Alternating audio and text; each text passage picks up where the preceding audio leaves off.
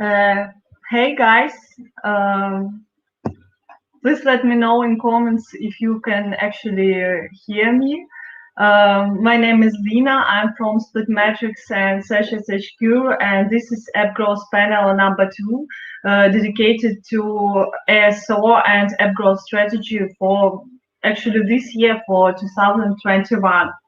And please let me know in comments if the sound is okay. You may write your comments right here in the comments section, and also please share. Oh, thanks, Eugenia. And also please share. All of us are very interested where you are from, what are you doing, and even what the weather you have today. And meanwhile, I'll explain what we are going to discuss today. As you might already know, last year Apple actually introduced the app tracking transparency framework, which requires publishers to request permissions to track user data. And also we have had this coronavirus pandemic, which really has left a mark on all industries, I think, and our mobile app industry is not an exception.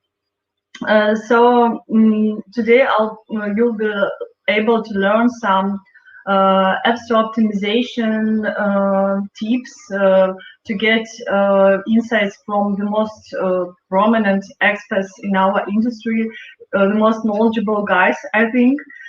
And so please welcome our experts today. Here are Peter Porter. He's a CEO and a founder of App Agent.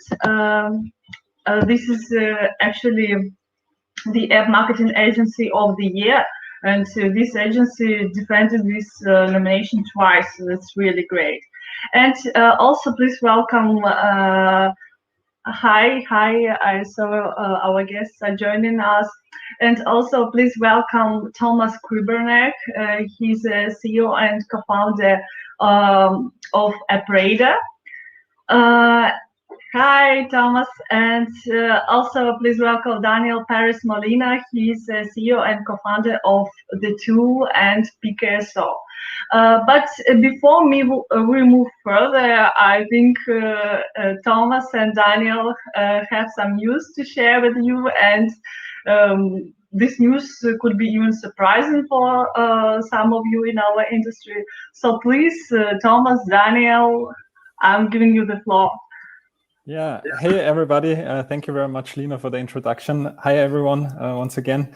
Yeah, probably some of you have already heard a bit about what happened, so to say. The story is that Daniel and The Tool and AppRadar, we are teaming up. So this means that AppRadar was acquiring The Tool to form one even bigger, I would say, hit for the scene of App Store marketing and App Store optimization tools out there. And yeah, I'm really looking forward to working together with Daniel. The guys of you who already know him, he's very energetic, he's very knowledgeable, and he's a really master in the discipline. So therefore, I'm really looking forward for what's going to come. Hi, Lina, thank you so much for your kind words. Thomas, let's rock it. And I want to say I'm really, really happy and really excited about this deal and partnership, because I really think, guys, that we can create something huge in terms of ASO. And as I've been doing in the last 8 years, keep on innovating the industry, because everything there's a lot of improvement in terms of features, in terms of strategies, in terms of almost everything.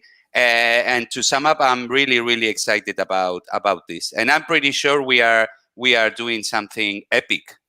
I love this word, by the way. Yeah, we also believe in that. And we already have some questions.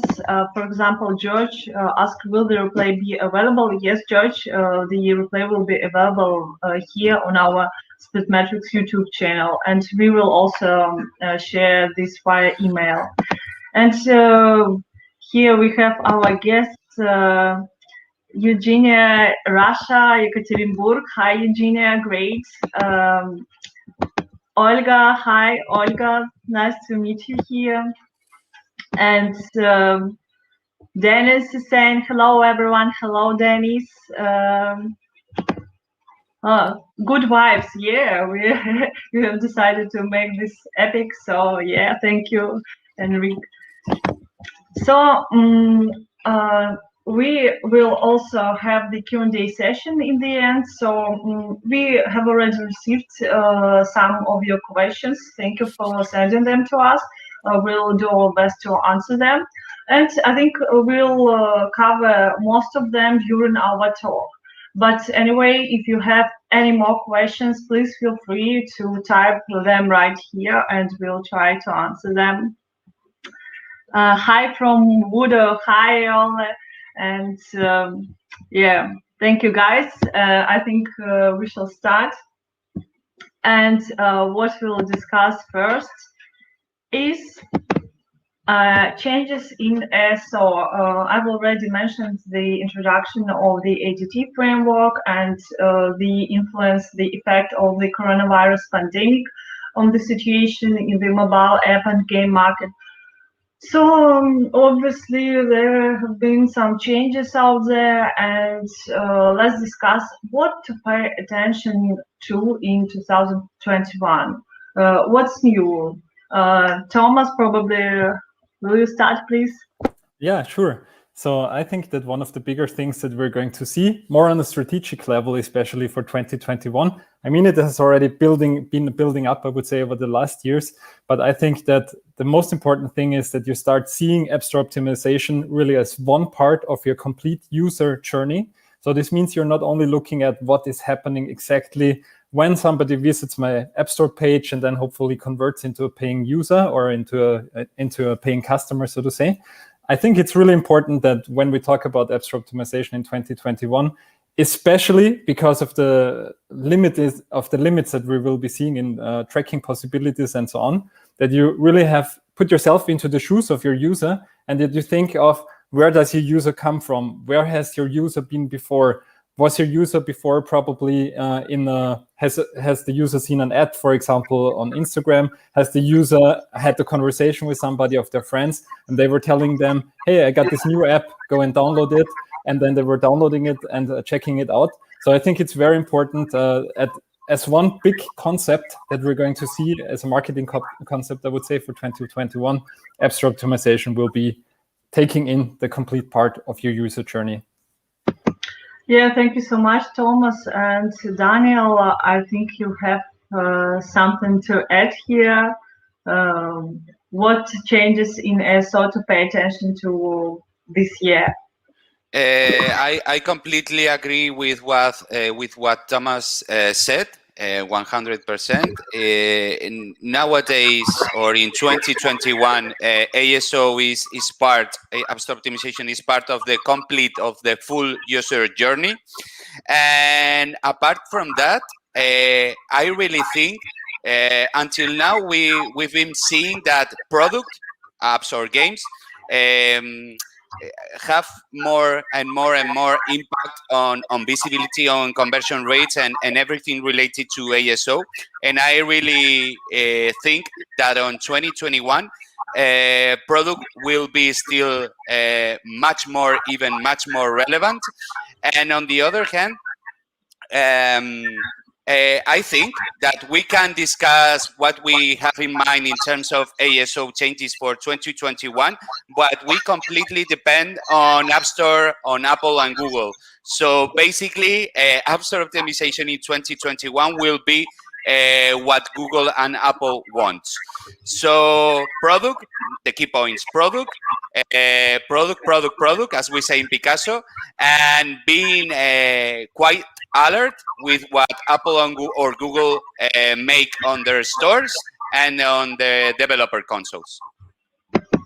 Yeah, thank you, Daniel. Totally agree with you and Thomas. And I actually have just a few things to add. Actually, there are some changes that have already happened. There are some updates to the App Store and Google Play.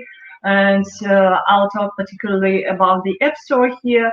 there is an update which is called, I think, privacy information section, which has appeared on the App Store product pages.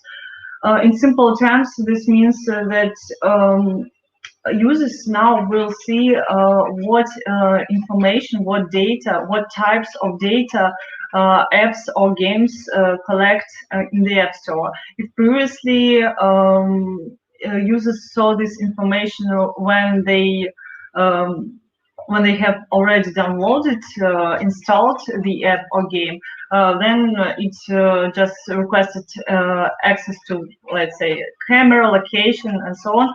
Now, all apps should show which permissions they request at the App Store product page. What does this mean?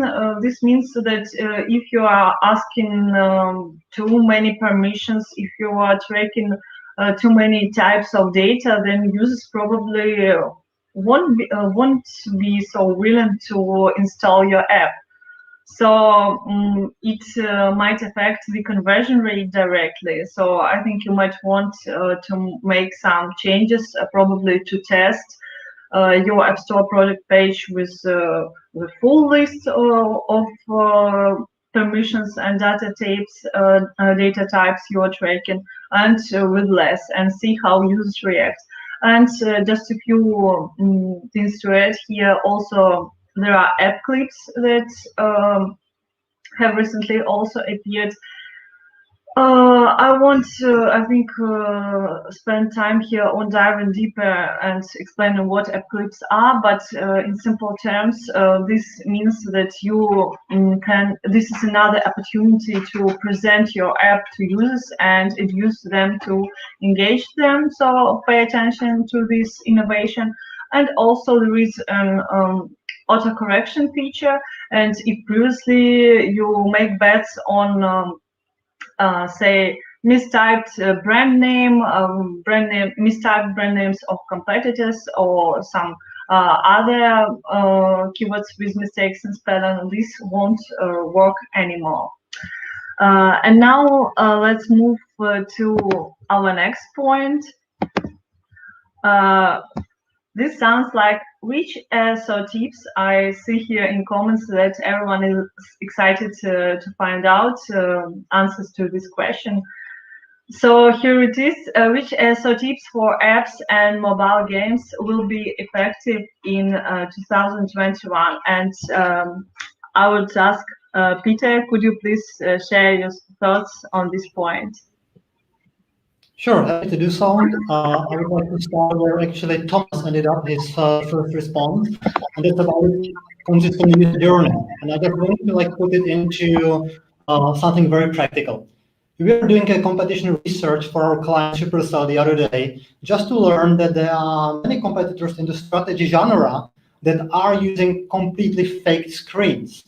And I think because there won't be such precise targeting by Facebook, Google, or any other network, we will see as marketers much less pre-qualified traffic coming to our apps and games. And therefore, the role of the store will be critical to explain very accurately what the product is about. Until now, this was done by algorithms of those networks. They were picking the people who are relevant for our apps and games, and we can actually show them almost whatever in the store, as we can see in the case of many publishers. But now it will be much more important for us as marketers to really explain the value of the product and actually use the storefront to get ads as a way how to pre-qualify users. So that would be my first ASO tip. Pay attention to this and maybe take a step back in terms of how fake your screenshots might look like and be more true to the game. And the second thing that's going to fundamentals of what's happening now in the App Store and generally in the mobile space. Apple is trying to regain control. They are now actually taking steps that are generally about privacy, but the underlying thing is they want to regain control about the app distribution. Because the distribution channel for apps became Facebook and Google. The role of the App Store was just install the app. And with these changes, Apple will actually have much larger power which games will get new users. So in fact, we are going back in time to 2017, 16, 15, when featuring was important, when the editorial team actually put some games on the pedestal, and even publishers such as Rovio were begging for promotion for Angry Birds 2, which actually wasn't the case of the last couple of years, because they knew they can buy users for cheap on Facebook.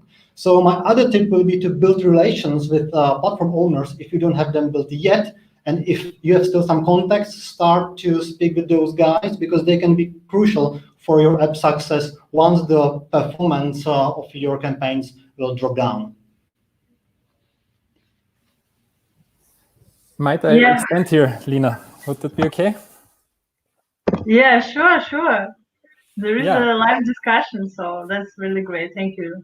Thank you, Peter, and thank you, Thomas, for joining. Yeah, so I think that the point here, Peter, taking up on your point with the creatives, I also think that we will be seeing, hopefully less of this fake Age of Empires screens within the App Store, I have to say. So this is, as a user perspective, my big hope for there. One thing when talking about trends for mobile games, I think that we should highlight is, I would say there are kind of different gaming studios out there that are driving kind of different approaches. Let's put it like this. But what we have seen over the last years, and especially if we look at the more successful gaming studios, so the ones that are also dominating the top charts, and also the ones that are probably hard to get really kicked out of the top charts, one thing that they are really incorporating very well is when it comes to the topic of internal branding, I would call it. So, for example, if you think of Angry Birds, if you think of Rovio as a gaming studio, then you will see that all their games have the catchy bird as a really branding mark, so to say, so that people out there can every time recognize, okay, I somehow know this game already. I was playing it in the past. Oh, this seems to be a new game. I'm going to download this. So what you should do, and what I think is very important, and what we especially see with newer and smaller gaming studios when they are starting out, especially also hyper casual. In the beginning, it's hard, I think, to think of what is going to be our direction, where do we want to head towards to, and what then incorporates out of this are different kind of styles throughout their games, throughout their branding within the App Store. One thing that I would highly recommend you guys is that you check this out, that you really get this one brand thing out there. This is what we're seeing, especially on the app side, where brand is more or less kind of, I would say, one of the major reasons why apps are being downloaded, because people have a brand name in the back of their head. On the gaming side, probably not the name of the game in the first place, but the recognition of the creatives, I think will be one of the bigger success factors that you can utilize in the year 2021 for your mobile games. Yeah, thank you so much, Thomas. And I agree. Yeah, Peter. I would love to follow up. I mentioned we are going back in time with Apple and the role of featuring, but moreover, we are going back in time how the advertising works. Originally, when I started in 2000 something, it was all about like brand building. These like build big awareness campaigns and not much performance as we see it right now. Then we moved to the world of performance, where every dollar spent needs to generate a profit. Now we actually will see a much more importance of the brand itself, because that's how people will decide which app to download. And actually, in the latest State of Mobile by Epany was a quote by someone from Google who said that 53% of users are deciding on which app to download based on their previous knowledge of the brand or of the app itself. And 37% are making decisions based on recommendations by friends. And this is about like building a clear brand identity, some like image, position in your customer's mind that will play a huge role. And by the way, Jessica Bichego from Blinkist spoke about this on Clubhouse 2 weeks ago, that they learned with Blinkist in the recent 2 years that performance has certain like limitations how they can grow, and they are now investing much more into building brands. And I believe what Thomas mentioned, this is true for games, is for sure important also for this second vertical. Yeah, thank you so much, Peter. I totally agree with you. And you guys asked for case studies, and here they are. And Yuri is saying Just a sec, I'll show it. Angry Birds is arguably a good example here, taking into account how much money Rovia pumped already into their branding. It can hardly be compared with the budget of Meet and Small. Well, Yuri, I actually don't agree with you, because actually brand awareness is something that is crucially important this year, and something that all of us, both small and mid-sized companies, should work on, because like Thomas and Peter already said, this is a kind of criterion which users will rely on when choosing whether to download your app or game and not. So nobody said it is easy, but there are some tips I could actually share. For example, you could add your brand name to your icon, especially if you are a game developer, game publisher, so that every time a user sees your game or app in the App Store search, or when browsing, or in top charts, they will just remember, the time goes, and they will just remember your brand name. And even if they don't immediately download your app or game, next time when they see again an icon with your brand name they have already seen, it is highly likely that they will select namely your app on the background of your competitors. And you guys also asked for studies, for case studies, and this is a data-based tip actually, because this is related to process and fluency. Process and fluency is the speed with which our brain processes information. And if we see something for the second, for the third time, for the fourth, it increases the speed of information processing and brings our brain a sense of like it. That's why users who see your brand name will be more inclined to download your app or game, even if they didn't do that the first time. And also this works for big brands as well. Let's don't dive deeper here. I think Daniel has something to add to this point. Daniel, could you please recommend us some tips that will be effective this year? I love the app stores coming back to, as Peter mentioned, to 2013, 2014, 2015. And I want to connect this, going back to the past, let's say like this, to connect it with SEO and brand building. Lots of people normally forget, but one of the main goals of ASO and SEO is brand building, because the brand is a fuel for business. So okay, it's okay running or optimizing ASO to get downloads and make more revenue, sure, but brand building is key in I think in any, maybe not in every project, but in serious project it should be a must, brand building. And I want to connect this also with someone who asked about PR campaigns, and this is related to SEO. I think we are going 3, 4, 5 years back in time. So my first tip for ASO in 2021 is okay, let's build a brand to boost our business, to grow our business, and in order to get this, for sure you have to use your brand in your listing. For sure you have to add or use your brand in push notifications, for example, in email marketing campaigns. Wherever your brand appears, your brand should be there, wherever your product appears, sorry. And then what about PR and SEO and so on? Well, you should do PR campaigns to make people know your product and download and use your product, and also know your brand and make brand building. But also in the case of Google Play Store, build high quality backlinks who will help you make your brand stronger, but also will help you gain or get more visibility on the Google Play Store. So I'm very happy going back in time some years, because I think correct me if I'm wrong, but maybe it's my impression that websites, regarding or connecting this point to what Peter mentioned about Apple taking care or I don't know what to say, how to say, taking control of the app distribution on the App Store, and maybe websites are going back again in time in order to know or meet new products and generate downloads and so on. I think maybe later we are talking about alternative ways to or channels to grow your mobile or app business.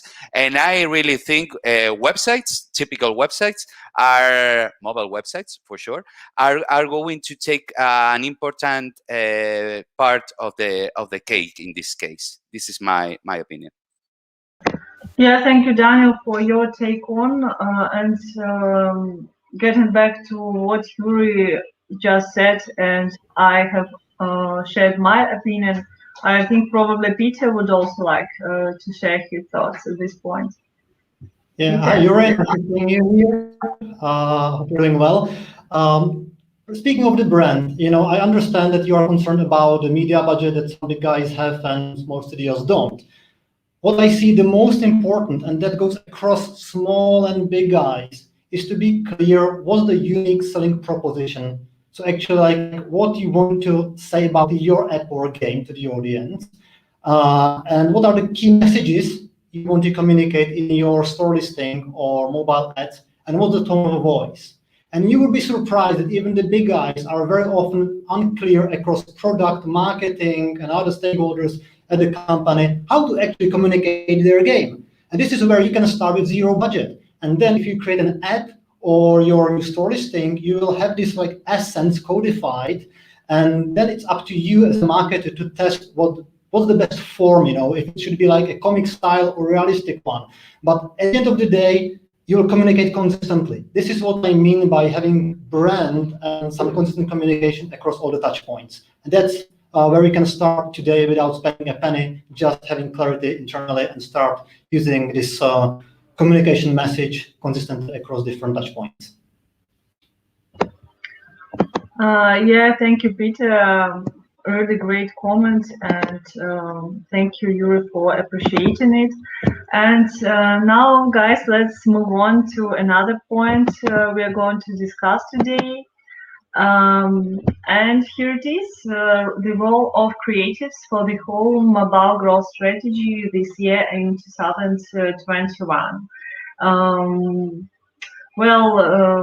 Will you start, Daniel?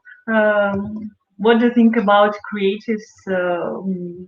Has their role changed for this year? What do you think? Well, in terms of creatives, as the same word says, it's about being creative. It's not about copying what others are doing. For sure, you can inspire you get inspiration. You can get inspiration with the things other people do. But regarding creatives, I think it's all about trends. For sure, remember the time when it's about design trends, in my humble opinion. And when running A/B testing, because for sure you can't know which creatives are the best ones if you don't test them. It's all about, this is something I always talk about, being a bit extreme or aggressive when running experiments. You can compare, for example, or you can test, or you can. Yeah, you can't test one white image, for example, and make it compete with another white image. You have to be creative, and for sure you have to think. You have to be, in my humble opinion, a bit aggressive with testing. And in the end, it's all about what are the design trends this year. And to adapt creatives to that trends, and for sure extreme A/B testing. Yeah, thank you, Daniel. The next point will be about creative A/B testing, and I totally agree with what you just said about the design trends. By the way, there was a question for our Q&A session. I think I will voice it later. It was related to what should you rely on when building a hypothesis for App Store A/B testing, for A/B testing creatives, and actually global design trends, digital marketing design trends are one of the criteria you could actually rely on here. And Thomas or Peter, would you like to add something here? What do you think about the role of creatives for 2021? Yeah, sure. I'd like to take on here. Maybe, and also bringing up the question that Enric asked, because I think it's also kind of going into a approximate same direction, I would say, when we're talking about creatives for videos, so preview videos within the App Store. Kind of our observation there is, in the end, I think this really highly depends kind of the category in which you're in. What I mean by that is, for example, if you're checking out the top strategy games within the App Store, it will be hard, or in other words, you will have to scroll very long until you will find a result which doesn't have a preview video to display what their game is about.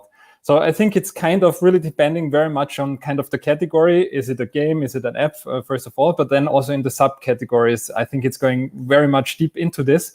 So I think kind of my expectation, or what I think out of this, is that people are getting used to when they are liking specific kind of games, then they are being used to getting specific kind of information that tells them what is this game is about, for example. So in this case, when you're a strategy game player, like I in the past was, then I was also the one who was checking out all the preview videos of games which were not released, so the teaser videos and all this stuff, because I wanted to see what the game is actually about.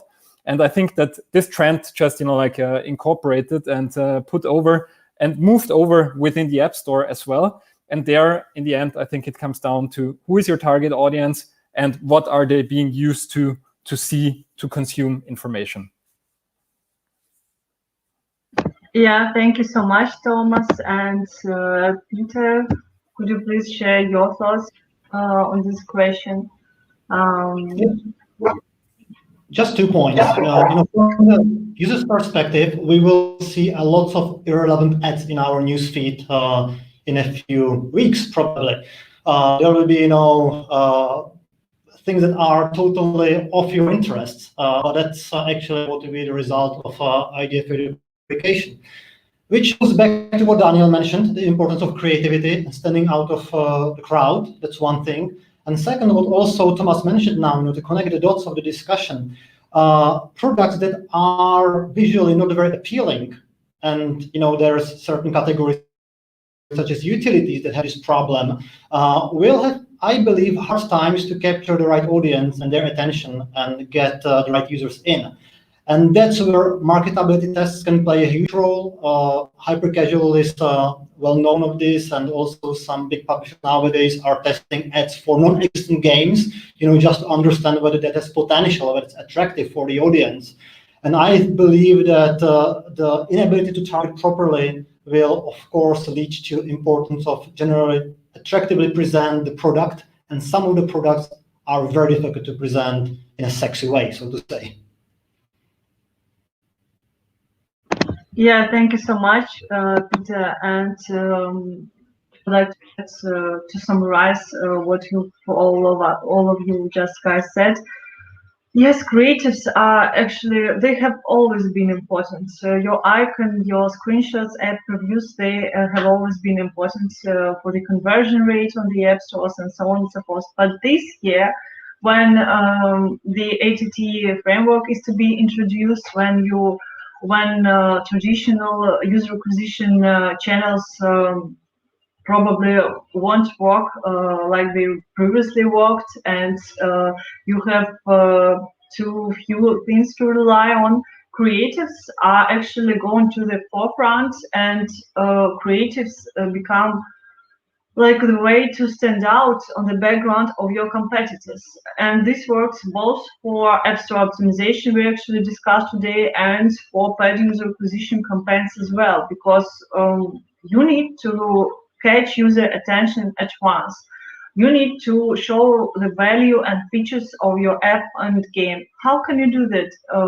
Well, creatives are the main I think the main element involved in this process. So yes, creatives, like I think Thomas Petit said, creatives is king this year. And we have a lot of questions. Just a sec. Just Pick the one from Sebastian. Yeah. Okay. Sebastian. Opinions on text as screenshots and images. If you allow me, just a few words, because this tip I always wanted to mention. I think Thomas, you also recommend this one. The first screenshot is the most important, or app review and discover is the most important element. You have only one chance to make the first impression, so users who see your first screenshot and don't understand if this related to what they are looking for, they actually may just leave your page without installing the app. So actually using text for your screenshots is a great way to show your features, your app's features, or what you have to offer, your unique value proposition. So like we discussed with Thomas in our webinar on ASO and ASA, you may just put your best keywords, the most popular keywords, the most relevant for you with lowest competition. You may just add them to your first screenshot, and this might actually work. And sorry, I saw that Daniel has something to add here, right, Daniel? Sorry, right. Completely agree, Lina, with you. Using text on screenshot, it doesn't only help to increase visibility, which works on the Google Play Store, adding keywords in text in the screenshots or images in the Google Play Store listing. But also, if you don't use text on your screenshots, apart from visibility, you are losing slots to tell users what your app is about and what are the features of your product. So don't use in text in screenshots. It's weird nowadays, in my opinion. But also, screenshots without text doesn't look professional, doesn't look serious, and it's also about trust. You have to make users trust in your product to decide to download and use it. So taking into account trust, taking into account ASO, visibility, and taking into account that you want to express, that you want to show users what your product does, not using text is not an option anymore, I think. Yeah, Daniel, thank you for your opinion. I totally agree when it comes to apps. But during our app growth talks, we talked recently to Peter Corder, and Peter mentioned actually that I think, Peter, you added this point, but that you found out that mobile game publishers could show their screenshots as they are without any captions. Am I right? Do you have to say something to this point? Yeah, I don't agree with Daniel. There's another component that we haven't discussed, and that's the overhead cost for localizations and production of those screenshots. So even if our experiment of removing copy in screenshots turns to be equal in terms of performance, I believe it's still better not to use text, because then the production and the testing that will follow in the next couple of weeks or months will be much faster. So you have to take this into consideration, especially if you are, serving to 20 markets, and now for Supercell you're localizing screenshots and videos to 20 different languages, and that's a lot of work, So this is something that's good to test. That's one thing. And second, it's always good to give your designers a specific task to prepare screenshots without any copy, because then they have to figure out how to communicate the message just visually. They have to really simplify, enlarge things, and they don't use the text as something that will just do the communication, and then they can art, you know. So at least for the design stage, give them this limitation. And if the A/B test will show texts are improving conversion, leave them. If it will be equal or negative, there's no point of keeping them in your screenshots. Yeah, thank you, Peter. Yeah, thank you, Sebastian, for asking us. And let's move on to our next point related to what we have actually just discussed. Creatives A/B testing, like Daniel has already mentioned, you can't actually optimize your creatives without A/B testing. And I would also like to show a question here. Just a second. This one from Alvaro. Are there any tips you share that can easily increase CTR in your creative? For instance, adding aggressive text like install now or hands pointing at a fake button. I actually have some thoughts, but would you guys start? Thomas, I see that. Taking this over until you get your examples ready. So I think that generally speaking, in the end, we're talking about creatives A/B testing. So the answer to this is you also have to test this one. But personally speaking, from what we have seen is it doesn't have to be it should be, let's put it like this, it should be a call to action, but it doesn't have to be a hard one like install now. Because in the end of the day, once again, I think this is circling back to the topic that you have to put yourself into the shoes of your user out there, of your potential customer. And what you want is you want to convince them that your product is exactly what they are looking for at the moment to solve a very specific problem that they are having. So this means that install now isn't really solving their problem. But for example, if you have, a calorie counter app, for example, and your first screenshot states something like, easily lose weight or lose weight now or lose weight fast or whatever, depending on what kind of message you want to go. We're still talking about the call to action, but now the call to action is not something random like install now. Now the call to action is a benefit for the user out there that the user can think, oh, cool, that's what I want to do. I want to lose weight fast, for example. So therefore, I think putting call to actions on screenshots is my humble opinion. I don't see another way around, especially with all this noise going on within the app stores, all this noise going on, no matter which kind of ad platform you're looking at. So it is, in my opinion, the role of you out there that you convince the people who see your ad in what kind of form it is, if it is a screenshot within the app store or if it is somewhere an ad that you're running, that you have to convince these people to take action, and therefore the call to action is the stuff to go. I have another hint here that's come from our own kitchen. We are often using Apple search ads to understand the highly searched phrases. And that actually should be reflected in your first screenshot, like visually, but also you can use the weight loss, for example, keyword in your first screenshot. And also, recently for Double Down Interactive, we are designing new screenshots for their casino game. So we looked on those keywords in Apple search ads just to realize that those Cleopatra slots, one of the most popular games in real-world casinos as well as in Double Down casino game, is high in the search charts, so to say. And we put it as the first screenshot in the whole lineup because that was probably one of the most relevant messages for the audience. So use your keyword learnings for adjusting your visual assets as well. Yeah, thank you so much, Peter, and thank you so much, Thomas, for sharing your thoughts. And just a second, I also have something to add to answering this question. We actually have recently released an ASO benchmarks report for mobile games at Speedmetrics. And well, Alvaro, right you are. Actually, our studies show that hands pointing at a not necessarily at a fake button, but in the direction of the get button, install button, this actually really works when users see a game character pointing at the get button. He or she starts to mentally interact with your game, and they are more willing to press this get button.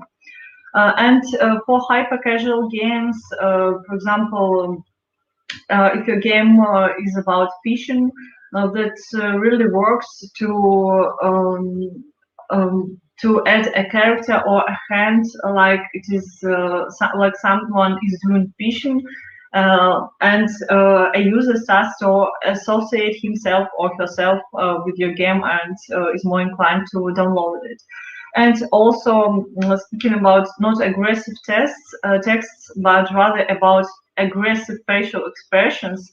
Actually, also our studies that are presented in this benchmarks report for mobile games, our studies show that aggressive characters for such games, when several players are involved, they really perform pretty well, and users are more inclined to convert to install this game and to make some purchases. So I hope we have answered your question, and let's get back to what this is all related. But anyway, the point is what to test, insights and tips.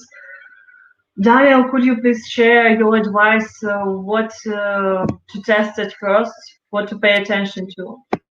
To make it simple, or to keep it simple, as I always say, the first thing you have to try to test or A/B test is the icon. I'm talking about Google Play Store more than the App Store, okay? Because Google Play Store also allows you to run the A/B test without the need to use something like split metric. Sorry, for example, that is something that you yes have to use on the App Store. The first thing you have to A/B test is your icon, because icon has a huge impact on visibility and CTR. People tapping on your snippet or the snippet of your app to visit your listing to get more information of the product. And then for mobile games, A/B testing the feature graphic has also a huge impact on conversion rate. Not too much impact on visibility. And then if you have a low conversion rate to download, you should test also screenshots, order of screenshots with text and with no text, trying to A/B test also the text included in the images or the screenshots. So basically, this is how we see the A/B testing process. First of all, icon. Then it depends if it's a game or not, the feature graphic, and then screenshots. And running A/B testing with these elements, icon and screenshots, you can see huge improvements, or you can see no improvement at all, for sure. But this is how we see the A/B testing stuff. From both from a publisher point of view, but also from my agency point of view. Yeah, thank you so much. I'll remind you guys, Daniel is actually the CEO at Picasso and at marketing agency. And yes, I would agree with you, Daniel. Icon is one of the most, if not the most important elements, but I don't know. For some apps, I think that screenshots are even more important. I think that icons, it's my humble opinion, they are more important for games, and for apps, users at first pay big attention to the first three screenshots, to the first screenshot especially. So you should pay really huge attention to these elements. And the third element to cover here is app previews or videos demonstrating your functionality. And here's, I don't know how to call it, a hack or just a caution, because you should be really very careful when adding an app preview if you previously didn't have it, because our experiments, A/B testing experiments with our clients with metrics actually show that adding an app preview might decrease your conversion rate. So for some apps and games it works, but keep in mind that adding an app preview without testing it previously, without testing how it works for your product page, how it affects your conversion, it might drop your conversion at once. And we have had several cases with our clients. Luckily, they A/B tested that and didn't implement this element. And saved their conversion and saved a lot of money. I think, for example, our an app, riding app like Uber, we have a client taxi Viziot. It is called Viziot, and they tested it. They also ran Google Play experiments. They ran experiments with our Spotmetrics platform, and these experiments actually showed that adding an app review, a video is not only not necessary, but it even drops the conversion. So please be careful here. And speaking about this point, also what to test, there are some, I think, yes, you should test what is indexed. Besides your visuals, the most important part, we have already discussed that creatives is king. And besides testing your icon, screenshots, and videos, and all the text elements that are indexed, don't miss out on testing something not so obvious. For example, Daniel has just mentioned feature graphic on Google Play. I know that some publishers forget about this element. And also what plays a role on the App Store, it's in-app purchases that are actually indexed as well, and the developer's name. All these elements falls in-app purchases, how they are named, the keywords utilized for this element, and your developer name. They actually have weight impacting your visibility, discoverability of your app or game in the app stores. So don't forget to test them. And I don't know, would you like guys to add something at this point? Oh, Daniel, sure. Sorry, I want to add two things. The first one is I have just realized about something related to Alvaro's question from before about adding a fake download button in the screenshots of a store listing. And be careful running this if you want to run Google Ads campaigns, because Google Ads has some bots trying to find fake buttons and so on. And lately or recently, I have some trouble with some screenshots of a mobile app that include some not fake buttons. They were just screenshots of the app, and for sure, my app has buttons, and the screenshots contain buttons. And I've had some trouble with Google Ads and those buttons in the screenshot. So be careful with this. And something to add or related to A/B testing about icons. It's always been said that, hey, don't use text on your icon because it hurts brand and it won't help getting downloads and so on. And on a given day, I thought, hey, let's try or let's test this, and let's run an A/B testing of an icon on a Google Play Store for a given app, the icon without text versus the icon with text. And results were so crazy because adding the main keyword of your app, this is not something that everyone can do for sure. Big brands can do this, but adding the main keyword in text in the icon normally works for new apps, because people searching or looking for something in the app stores or in the Google Play Store are watching the main topic of your product, and this generates tabs. This increases CTR.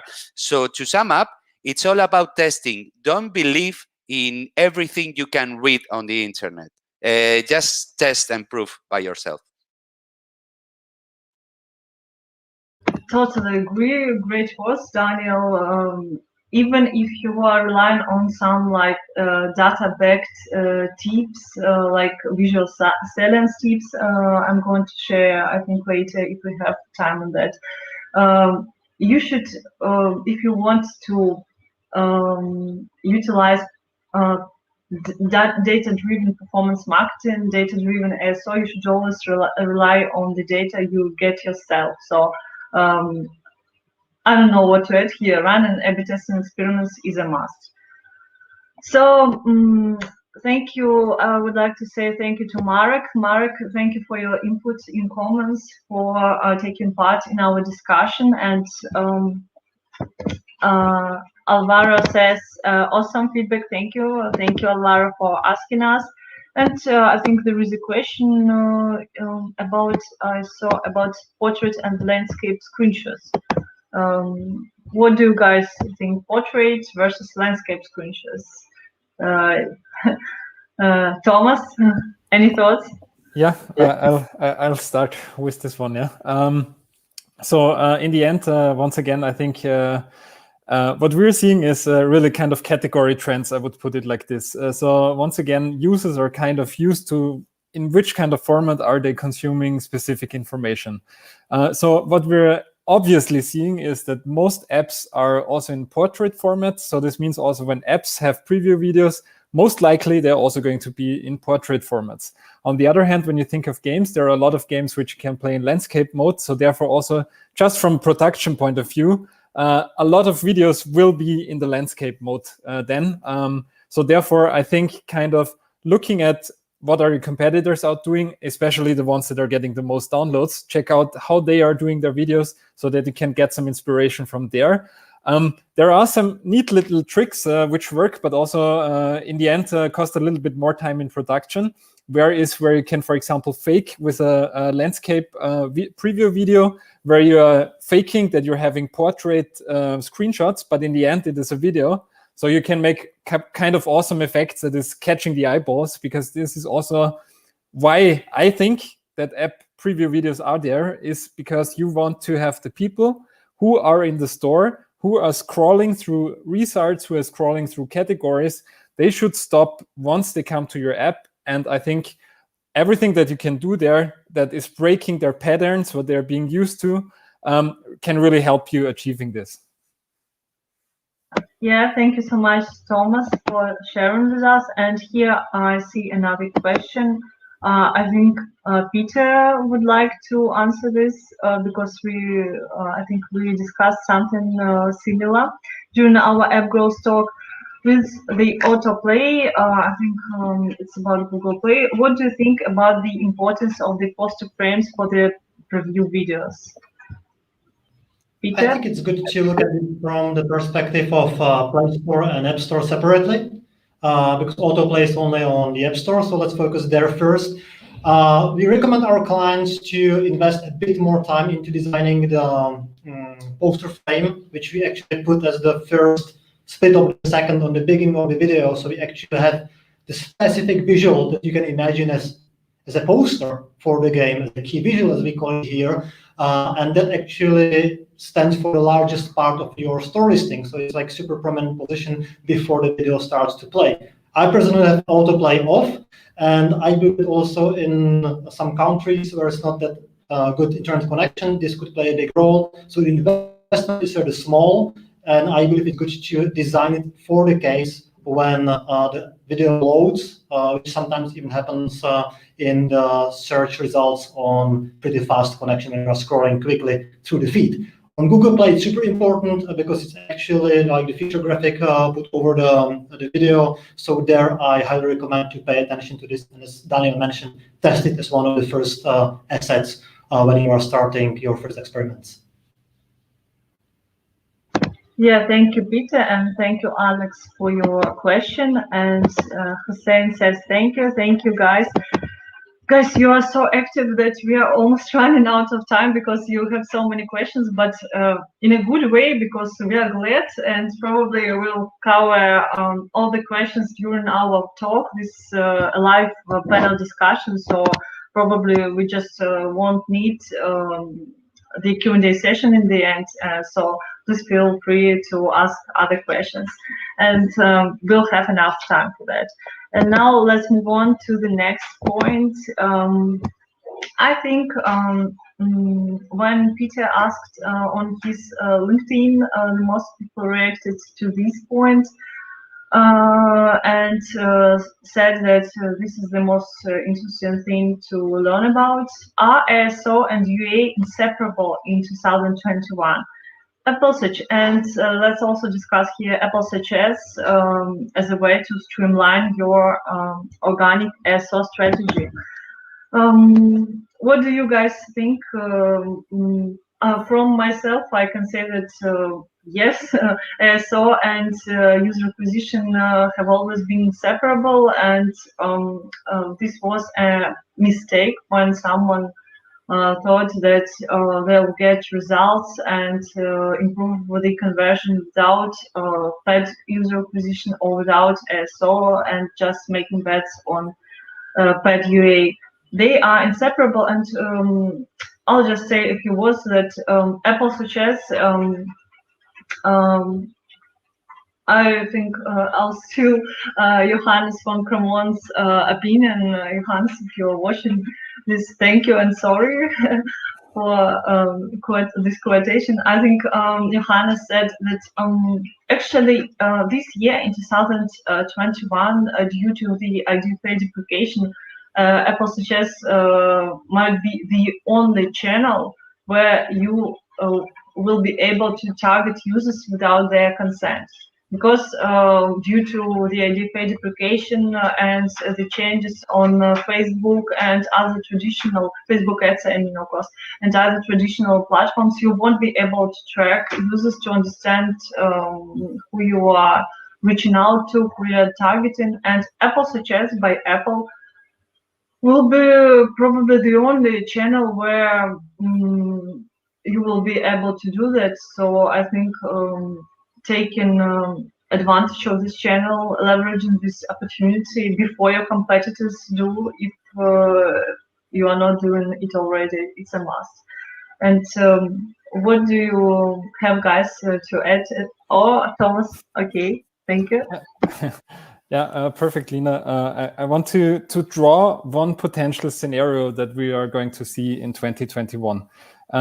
Probably most of you guys heard of the app Clubhouse. It is, I would call it like an online conferencing app where you can talk with other people. So there is no video involved, it's only voice. And this app is right at the moment, if you have not been living behind the moon, you probably know it, and you know that it has been really escalating in terms of growth. It is being backed by some of the biggest investors within Silicon Valley.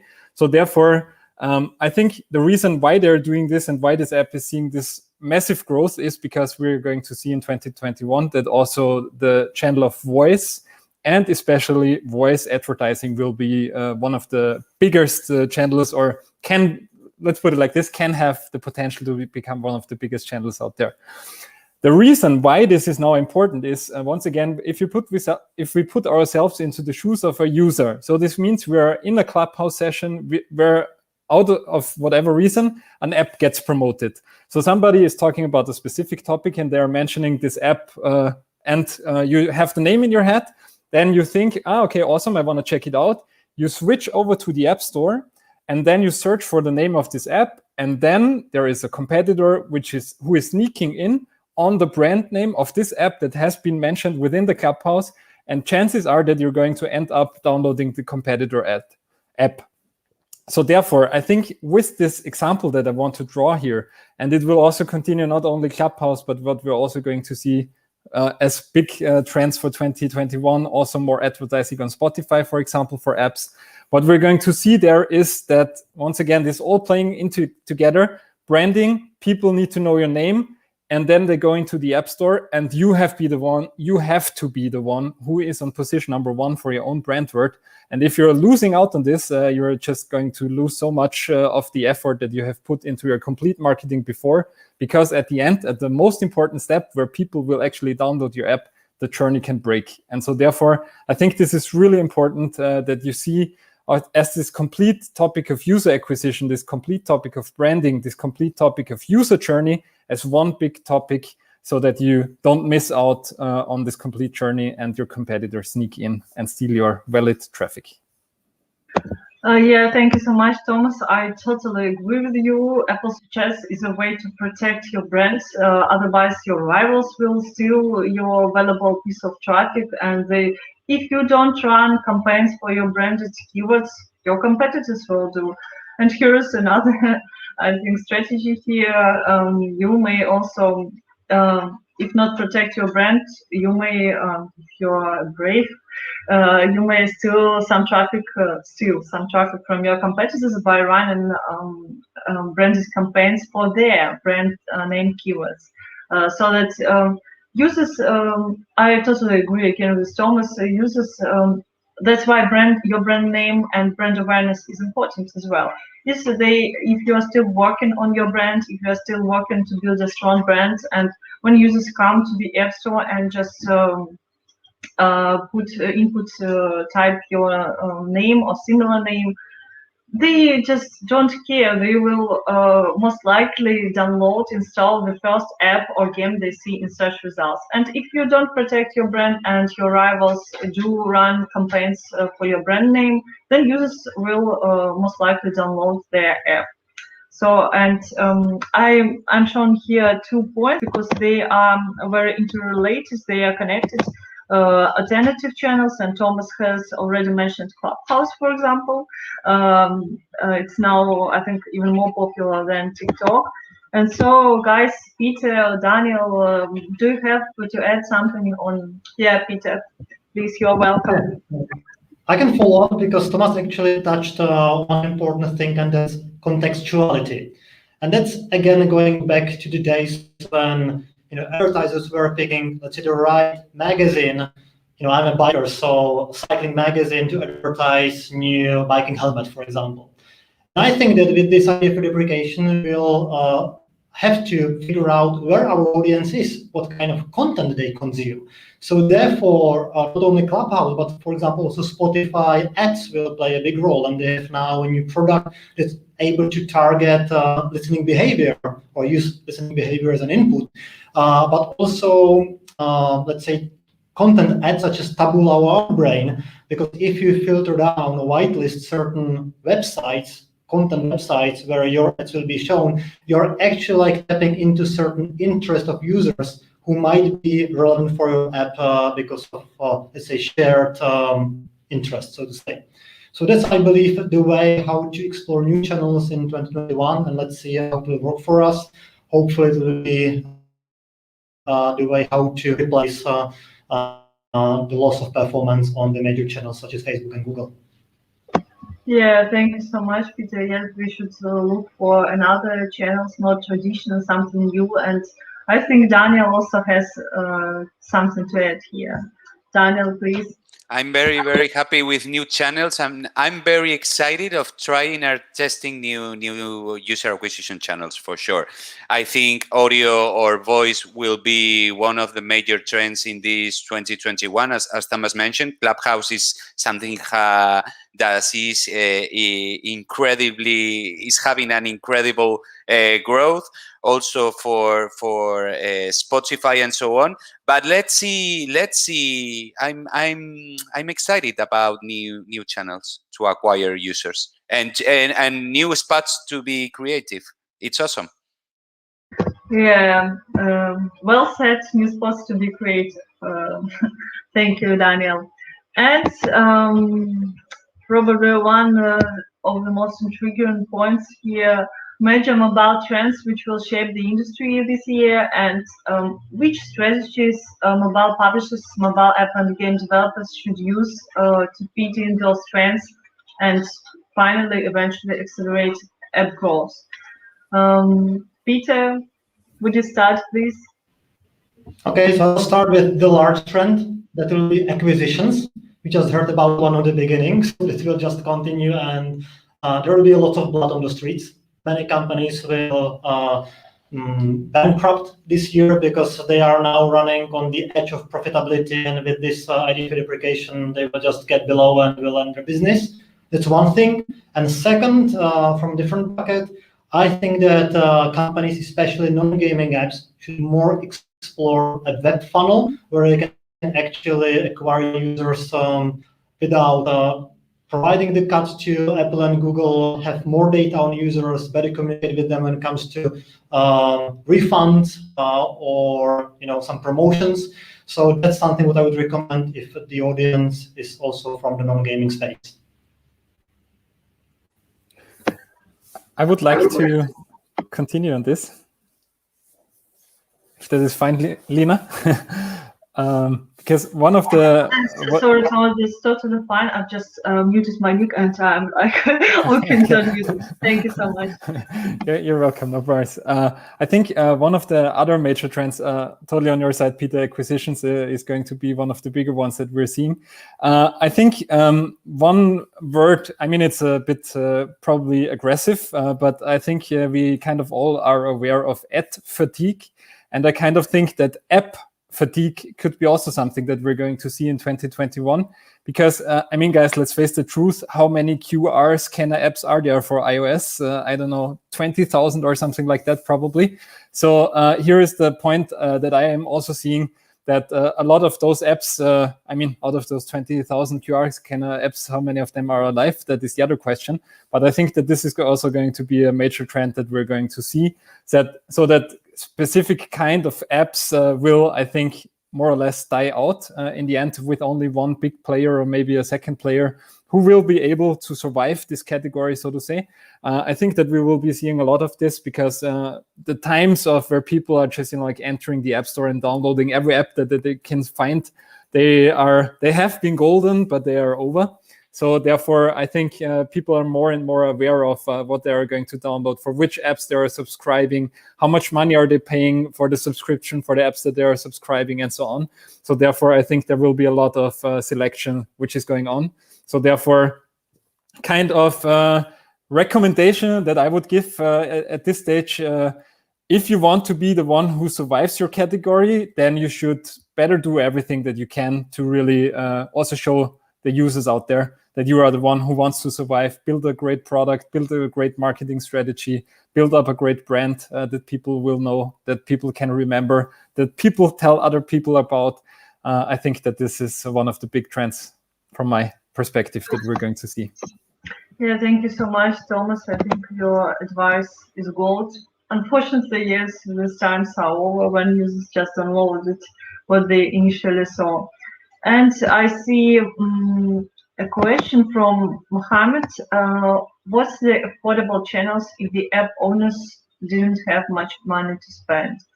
What do you think, guys? Thomas, I see that you...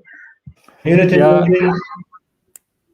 Peter, also fine. You can go also first if you want. You too may participate in dancing. Just yeah, words. Community. You go first. Peter, let's start with you, and then Thomas will add, and Daniel probably will add something here, because we all of us have different opinions, and each opinion is really valuable.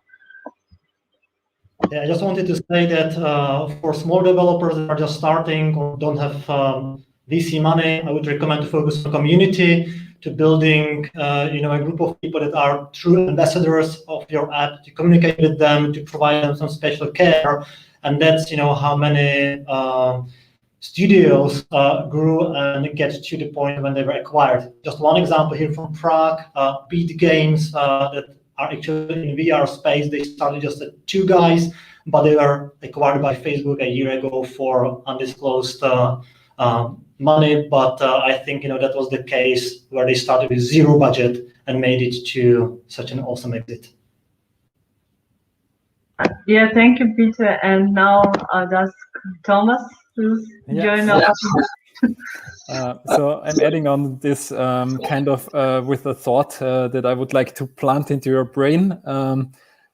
If you're thinking of cheap acquisition channels, I think the answer is don't go there where every other person goes, and especially don't go there where the big companies go, where they have plenty of money to spend on marketing activities. So I'm thinking of the Adidas, the Nikes, the Zalandos, you name it, the Amazons of this world.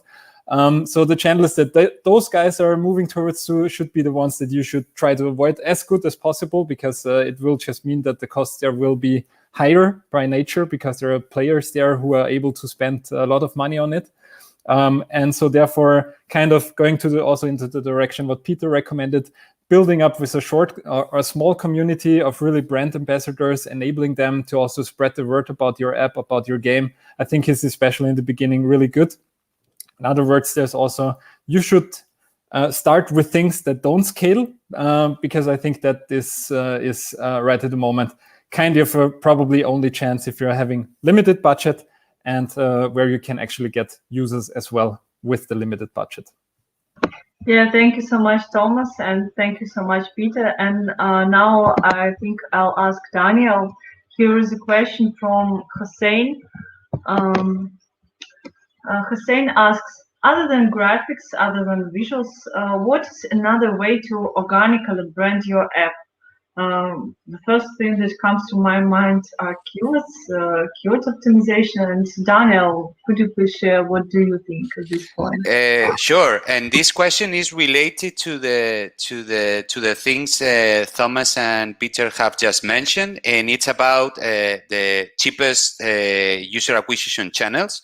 I'm completely agree on building a community. Some great business have started with small communities that have grown a lot, but it's also, I think it's also about personal brand.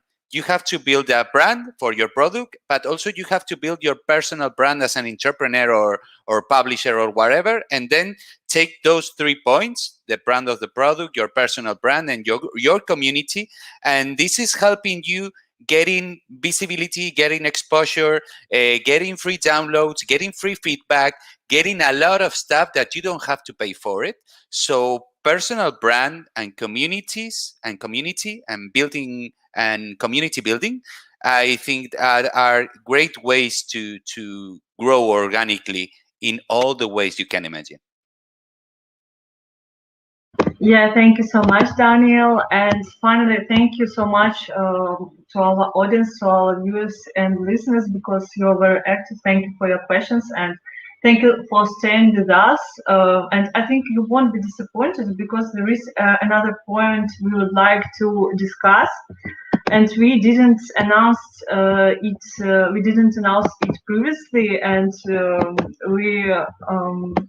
this is a kind of surprise. And the point is Apple Search Ads versus Apple Search plus Google Search. This is an intriguing topic, and we have some tips, some, I don't know, insights to share with you. And again, I'll ask Daniel, could you please share with us what you know about this point? This is a crazy point, to be honest. This is something I have in mind since some months ago. This is something I've been discussing with some SEO friends, which work on big projects, and it's something also related to Apple's business, to the business of Apple, and related also to Apple Search Ads for sure. There are rumors that Apple is building its own search engine called Apple Search. And there were rumors until lots of people, lots of webmasters realized that Applebot, which is something very similar to Googlebot, the crawler that crawls all the internet to recognize websites linking to another websites, to make it simple. And the thing is that in the last months, I've been thinking about, hey, what would happen if Apple decided to substitute or change Google default searching on all iOS devices and change Google search with adding its own Apple search, and then connecting that to Apple Search Ads to increase inventory and to make more money? Because in the end, what Apple wants is not to make people happier. They want to make money, and more and more and more money, and they are getting out of ways to make more money. They are increasing the inventory for Apple Search Ads with Apple News and so on. But the search business is a huge business. Google is paying a lot of money. Google is paying Apple a lot of money, maybe $10,000 million per year, something like that. Peter has the right information. But in exchange, Google is making a lot of money from searches made from iOS devices. So I have some information which I cannot share with you because of privacy stuff. But I asked yesterday some colleagues to share some data with me about Apple bot crawling websites, and the Apple bot crawling the whole internet is increasing each week. Apple is not investing a lot of money in crawling the whole internet if they don't want to, if they are not going to build something with it. So this is, I think, a good debate. Apple search ads, and what happens with Google search business on iOS devices. If I were Apple, I would build my own search engine. I would be buying, for example, DuckDuckGo or Ecosia or whatever, and I would implement it on all iOS devices as the default search engine, and I would add their Apple search ads, because the inventory for search on iOS devices is huge, is crazy huge. So, guys, what do you think? Yeah, if I might be the next one. I think that the strategy here is, as you mentioned, Daniel, yeah. On the one hand, we can see Google is making, I don't know, really the majority of their revenue comes from running ads, and the majority of the ads that they're running are search ads. So therefore, there is really the sweet honeypot of Google where they're printing money in the end of the day. And I just think that Apple kind of, took them some time, but came to the realization that there is this big pot of money that right at the moment only Google is taking. I mean, they're paying Apple quite an immense fee that they're being listed as the default search engine. But nevertheless, being an iOS or being an Apple fanboy and power user, for me personally, the spotlight search, so when you click on Command and the space button, is kind of my by far most used key combination, which I'm using there. And I'm just thinking that maybe there will be, I don't know, like apple.com, like google.com or applesearch.com or whatever, where you enter it and then you go there. I think this can come probably in a couple of years, but I think that the spotlight search or also the search on the iPhone might be the first spot for Apple to display ads there, because in the end, what you're doing is you are having a search intent, you're going there, you're searching right at the moment mostly for apps, but it can be also news, it can be products, it can be e-commerce, it can be friends, it can go on and on and on. So therefore, I think there will be a lot of space for potential ads.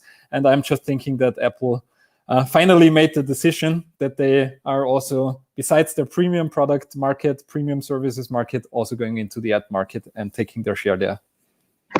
Yeah, that's really interesting, really eye-opening, I think. Thank you so much, Daniel, for sharing your insights, and thank you so much, Thomas, for sharing your thoughts at this point. And Peter, what do you think? Probably Google's next step, they are also going to build a kind of closed ecosystem like Apple's trying to do. What do you think?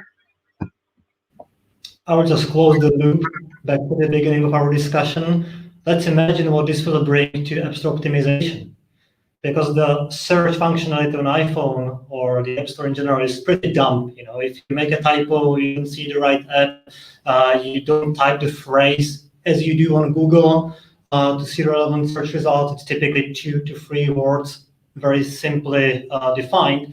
So I think this could be a huge change for any ASO manager out there.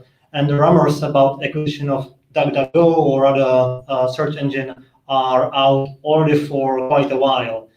And also Apple is growing the revenues from services year over year, actually quarter by quarter for also a couple of years since Tim Cook took over after Steve Jobs back in the days. So to me, from a business standpoint, this makes a lot of sense, and that will be probably as big as IDFA for our industry.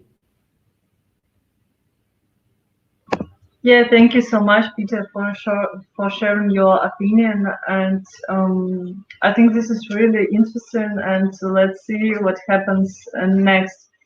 And to finish up, thank you so much, guys, for sharing your thoughts, for sharing your insights, tips. I think it's really great. I think we've had a really great discussion.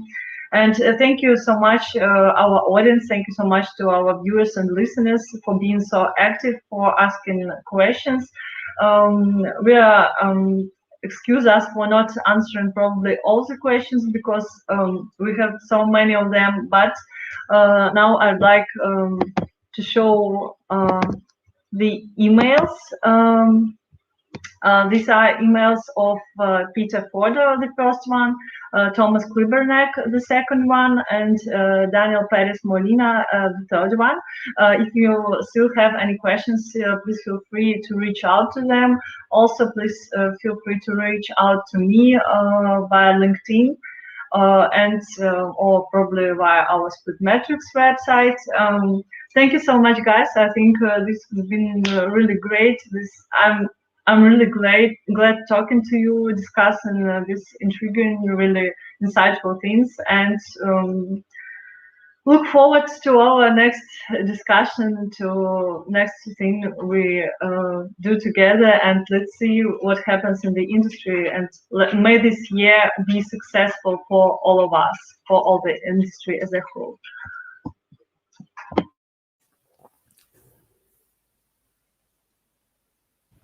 Thank you very much, Lina. Have a good one. Thank you. Bye-bye, guys. Thank you, everyone. We had such a good time, and I'm always very happy to talk about the future and to talk about the possible future, which are two different things. Thank you. Amazing. Bye-bye. Ciao, ciao.